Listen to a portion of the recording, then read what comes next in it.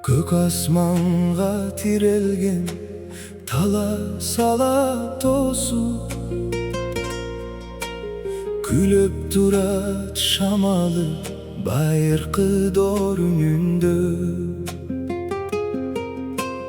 Талас деген ыйык жер, жүрөккө жакын добушу,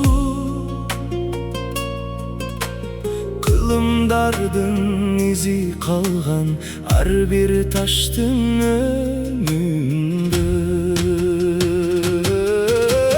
Терең агат талас дарыясы шыбырап,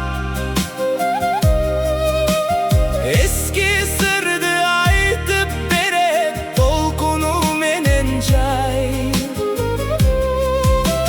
Тарап турсаң талага көчмөндөрдүн изи бар, убакыттан үн калган тарых сүйлөйт уламай.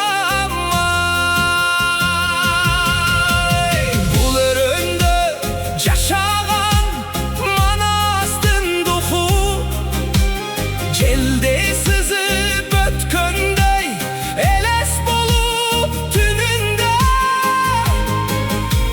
Манас Ордо ыйык чайы кыргыздын, сактап турат улуулукту муңдардын жүрөгүндө.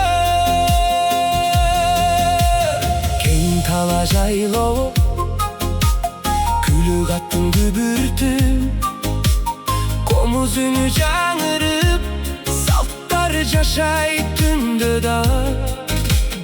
Ак калпакчан эл бүгүн да унутпай, ата баба жолдорун улап келет күндө да. Турист келсе таң калат, коздугуна тоолордун, чаткал тоолору сыркаткан бийиктикте асманга. Жашыл жайлоо, тунук аба, жомок сыяктуу көрүнүш, жан дүйнөңдү эс алдырган бейпилдик бар ар тарапта. Кызык факт, руханий күч бул жерден табылат. Талас, жүрөк, тарых, салт бириккен ыйык жер. Ким келбесин кайра-кайра сагынып, кайрылып келет сөзсүз бул керемет